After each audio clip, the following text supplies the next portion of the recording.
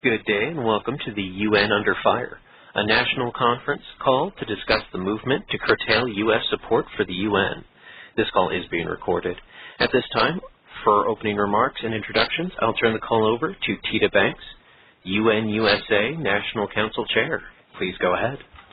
Thank you, and good evening, everyone, and thank you so much for taking the time to join us for this most important call. As you see, we are in the midst of challenges, and it's imperative that we as UNA members have information and have the best representation possible in terms of dealing with the situation at hand and how we move as an organization forward with this. So welcome to UN Under Fire. I'd like to turn the call now over to Chris Whatley, our Executive Director. Well, thank you, everybody, and thanks so much for taking time out of your evenings at almost no notice to join us.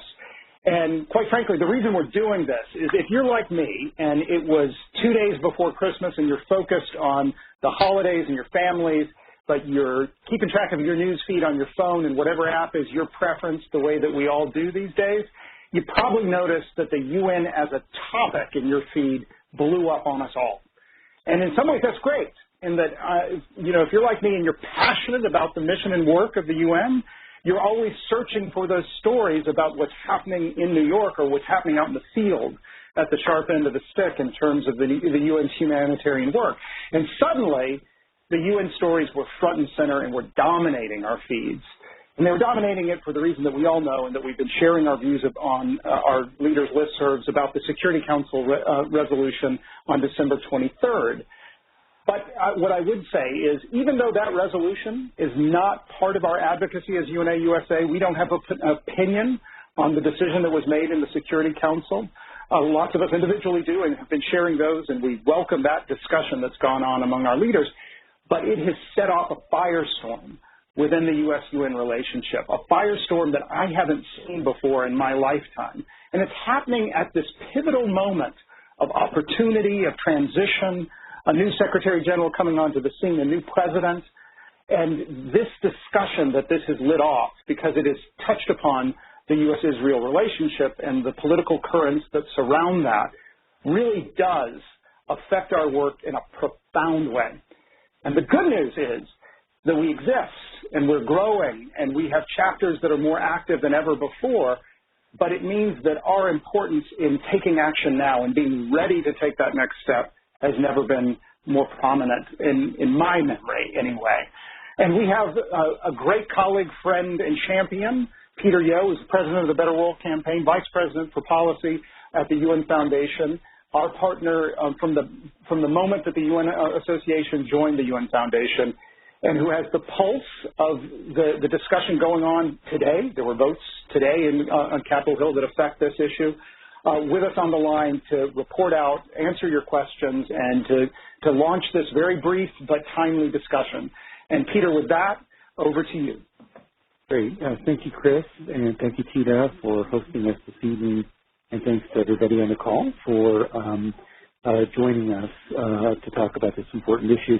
Indeed, this is an incredibly challenging time in terms of dealing with America's relationship with the UN. But I just want to stress right up at the top that, two things, which is, first of all, it's not just the transition that's happening in the White House.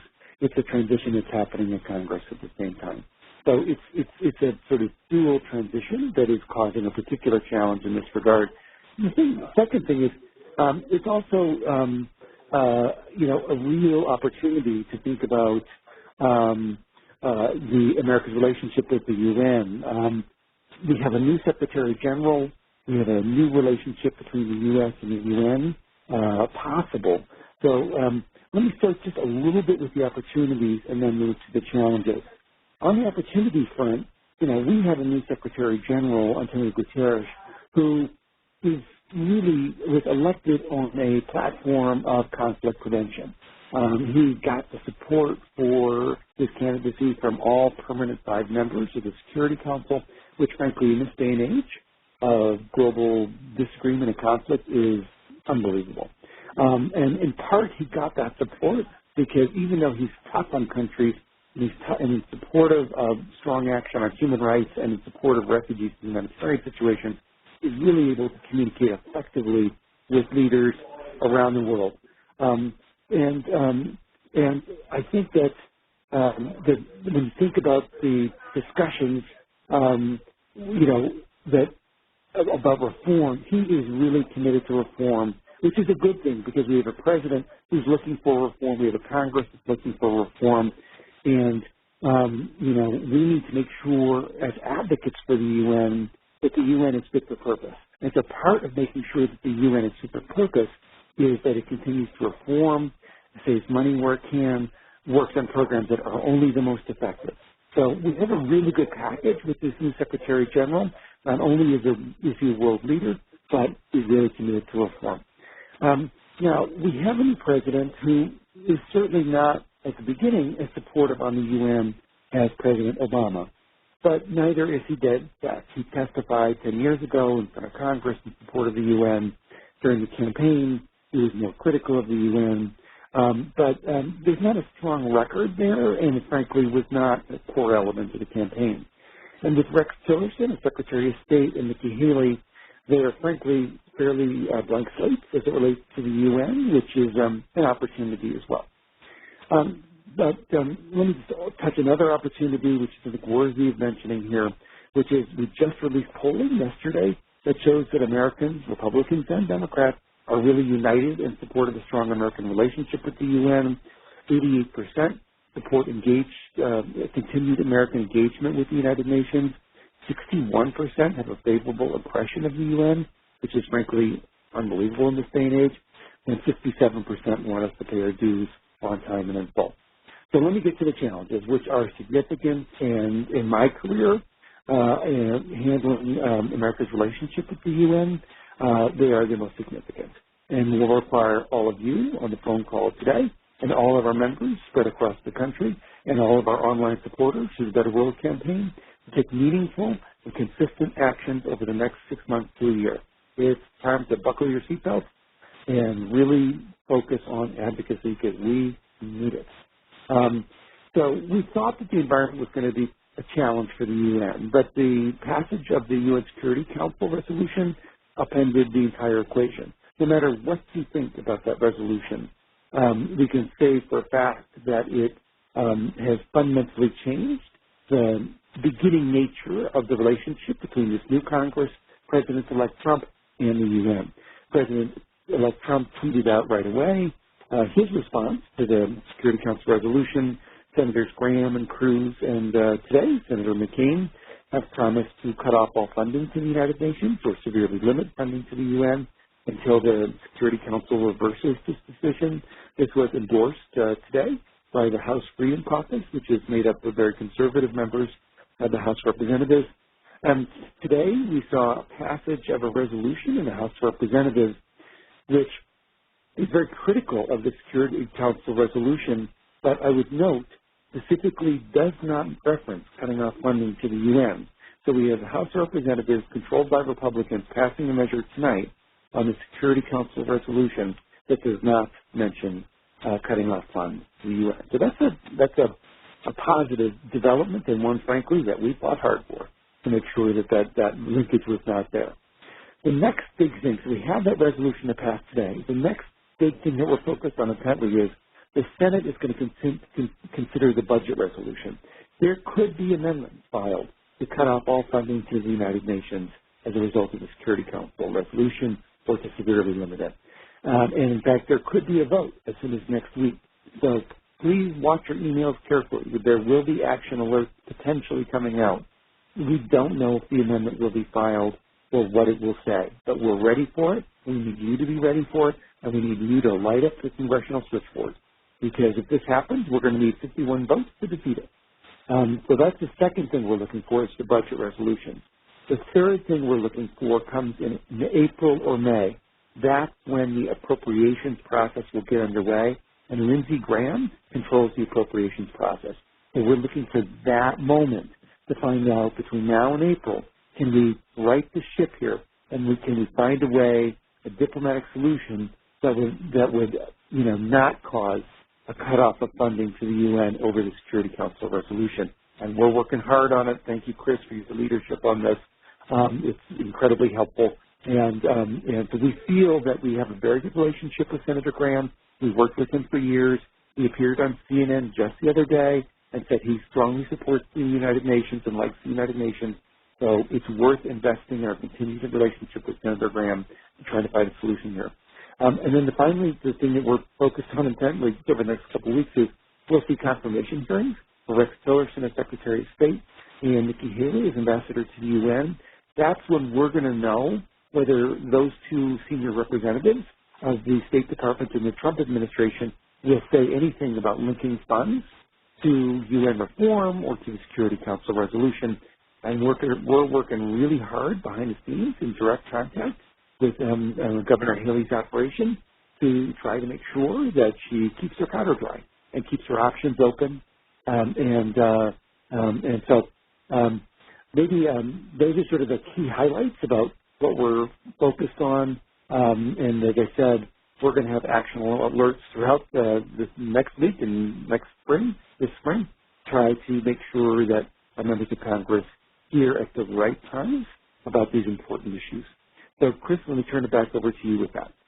Excellent, excellent. And Dave, our operator, if you could remind people what they need to do to queue up their questions. Of course. At this time, if you'd like to ask a question, please press the star and 1 on your touchtone telephone. You may withdraw your question at any time by pressing the pound key. Once again, to ask a question, please press the star and 1 on your touchtone telephone keypad. And while those questions come in, Peter, because we know that there is this push to reduce funding that seems to have so much momentum, we definitely have to fight the good fight to prevent the UN from being defunded, or to even go further than that, because you've got Senator Cotton and some others, Fox News commentators like Mike Huckabee and Sarah Palin calling for the U.S. to withdraw from the UN entirely. So we've got some really maximalist, scary things on the table. But then you also have this just broader push to reduce U.S. funding for the UN. What do you think some of those scenarios where, if we do our work right and defend the UN, where some of those scenarios might be of perhaps reduced funding, but without going that full measure towards defunding, what that might look like? Yeah, I would say two things, which is, first of all, I do not rule out the possibility that we will get full funding for the United Nations this upcoming year. We're going to fight hard for it, and we have, relationships with the incoming administration at the highest levels, and we have developed years of relationships with the Hills. I don't rule out full funding. It will be hard. But there's, scenarios in which, we would get anything from a 5% cut to a 10% cut, depending upon, in part, the overall budget situation. We won't know until April, May timeframe what the budget situation is like for next year. And it's at that moment that we'll know what the overall picture is for foreign affairs spending. And then once we know the overall picture for foreign affairs spending, that will have a determination as to how much the president will propose for the United Nations. So stay tuned. But one thing I forgot to mention was the Secretary General, Antonio Guterres, spoke to Donald Trump this morning, or yesterday morning. So it was a productive conversation.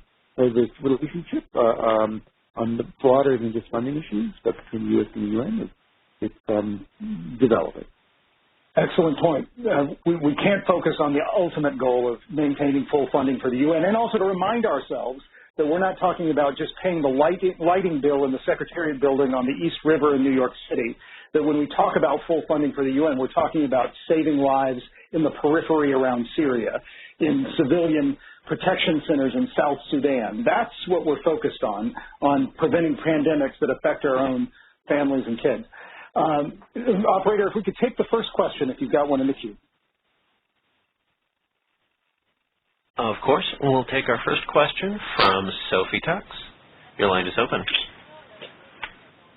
Hi there. My name is Sophie Poops, and I'm a senior high school student at Oakwood Fun School in Poughkeepsie, New York, and I'm also the student fellow to the Mid-Hudson Valley chapter.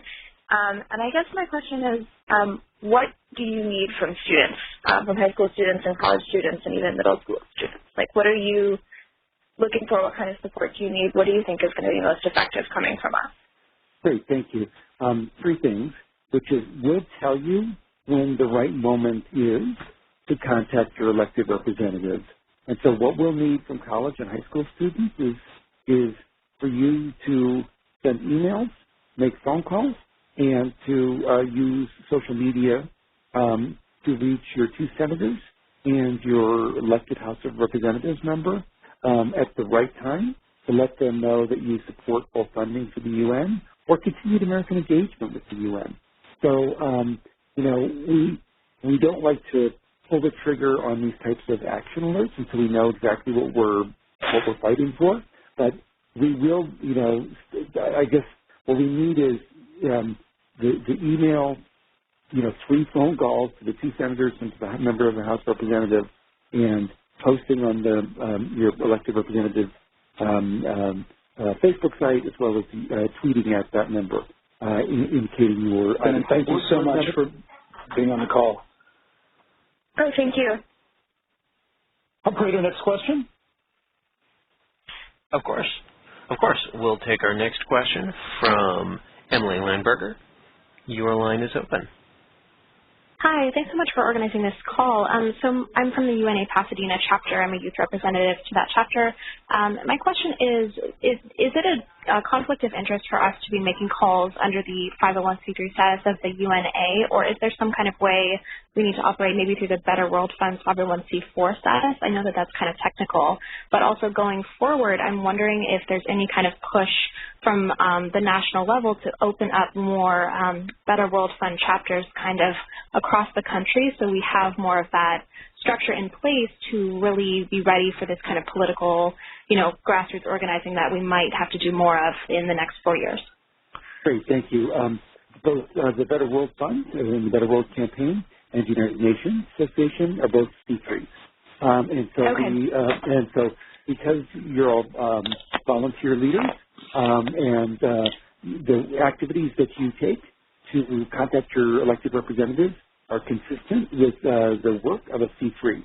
And so what we need to do as sort of employees of the C3 is keep our lobbying and grassroots organizing within limits that are prescribed by law. And we assiduously do that. So we feel comfortable that all the types of grassroots activities that you all can take are consistent with C3 status. Excellent question. Yeah. Operator, next question. Thank you. Next, we'll take our question from Robert Larrick. Your line is open. Thank you for bringing these issues up. What do you think of the Davos conference coming up in January 17th? Responsive and responsible leadership is the theme. Also, the G20 coming up a little later in the middle of Excellent, July. Bob, can I stop you right there, because Davos and the need for a better world. That we need a different strategy. The world recognizes we need a UN that actually works. Excellent. Yes, let me just address that issue, which is that I do think that both Davos and the G20 are opportunities for the Secretary General, the new Secretary General, to introduce himself to an even broader audience of global leaders who can help them reshape the UN to make it the most effective institution possible. So I think that those are important advocacy moments for him and introduction moments for his long-term effectiveness in running the organization. But thank you for raising it. They're important moments. I think that's his first trip as SG, is meeting the Geneva staff and then stopping in Davos on the 19th. So timely question. Next question, operator. We'll take our next question from David Combs. Your line is open. Hi, David Combs from the Chicago chapter. Thank you all for taking the time. In Chicago, we are fairly lucky in that all of our representatives, both Senate and House, are extremely friendly toward the United Nations, and the public mood is very similar. So I'm wondering what we can do further to advocate when we feel sort of unneeded by our representatives. Well, thank you.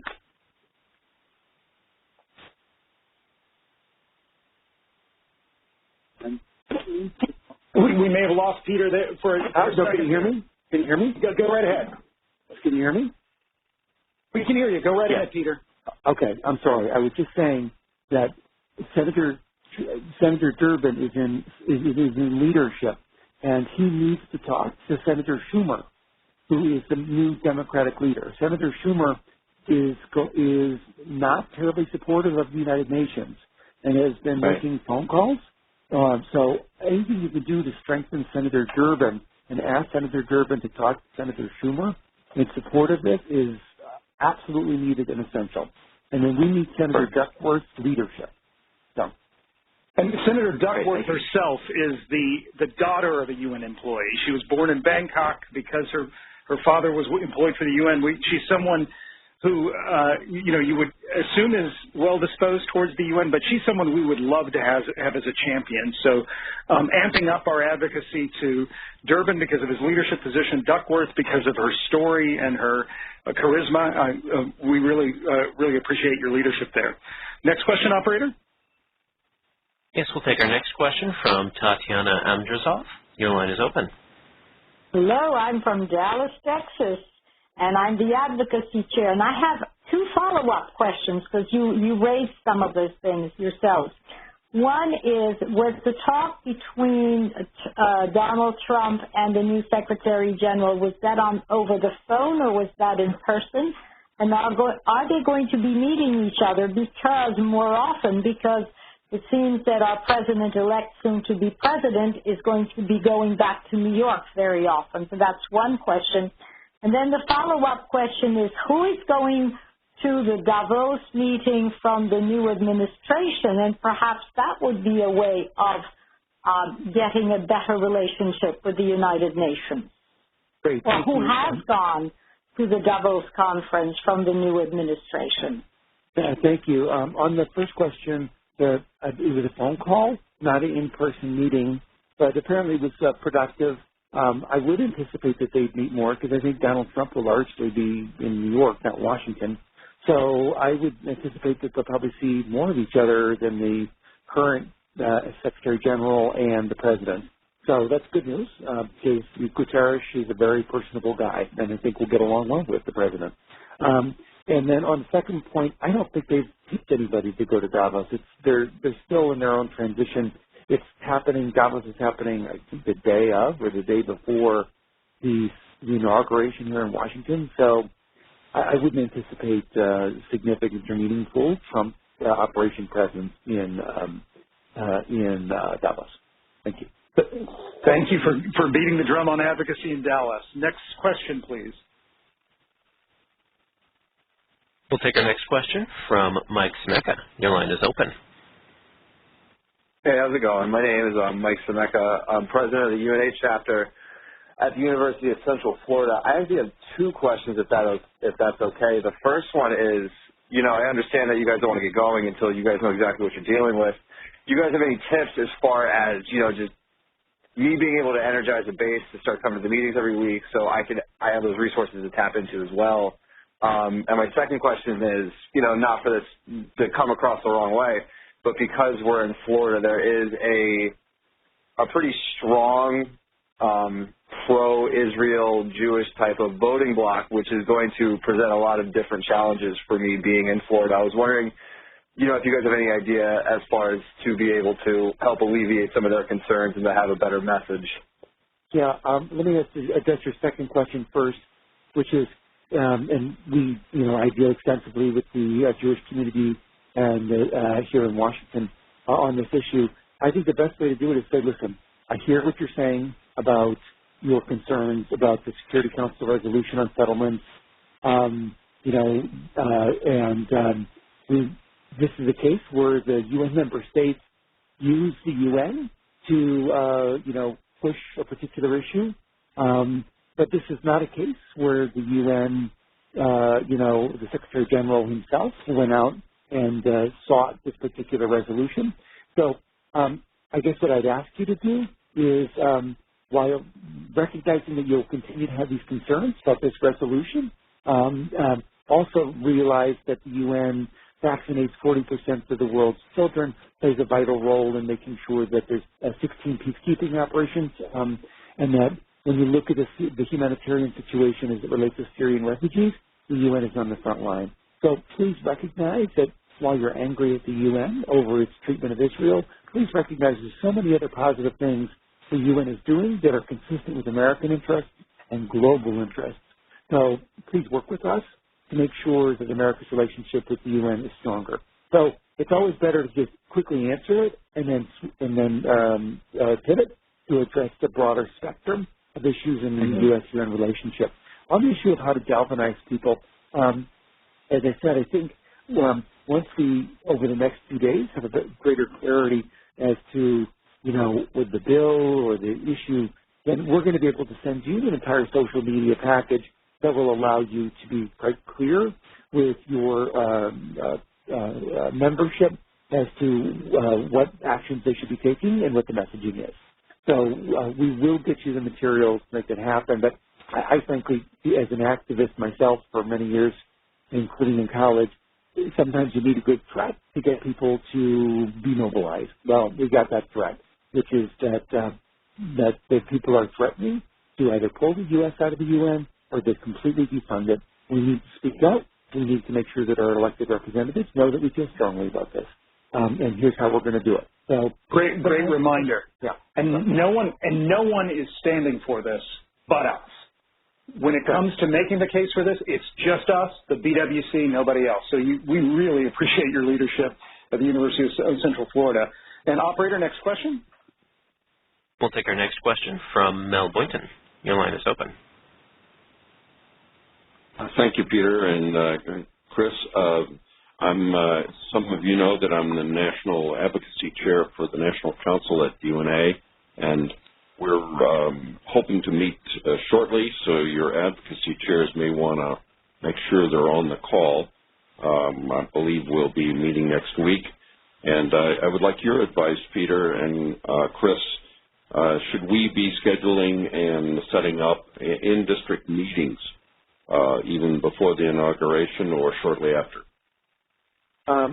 I think that I think the answer is yes. I mean, normally what we do is we have a pattern of doing our in-district meetings either before or after the national conference, and I think that these in-district meetings need to happen sooner rather than later because we have got to front-load our advocacy because we need to reach particularly new members of Congress, but other members of Congress who are in central leadership positions, including Senator Durbin and Senator Duckworth.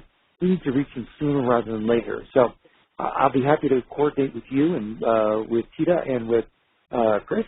But my own recommendation would be to seek in-district meetings sooner rather than later. And let me thank any New Yorker on the phone who took action over the weekend as we heard that there was a particular challenge from Senator Schumer to reach out to his office. So, but that would be my recommendation. Thank you. And Mel, thank you so much for your leadership. And this is the best way for us to close out the call on the reminder that you put before us that we got work to do. And for us as your staff, hearing the inputs and questions that we've received on the line right now, we're going to be preparing kits of materials that we're going to send out to every single one of our chapters so that they can walk into those in-district meetings with the leave-behinds, with the talking points, with everything that they need.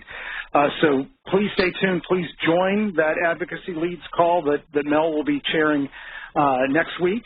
But also, thanks, everybody. I mean, we want to be cognizant and respectful of your time, but this is one of the strongest turnouts for a national conference call that we've had in the 5 years that we've been part of the UN Foundation, and the timing couldn't be more important. So we've got work to do, but as Peter mentioned, sometimes you need a good threat to mobilize behind. There's great opportunity in that, and there's also there's honor in knowing that you're the only one who's advocating for those who can't advocate for themselves. The Secretary General's response when some of those tweets came out were to tweet back the UN's impact. When we talked about the UN being just kind of a place where people come together for a good time that doesn't do enough.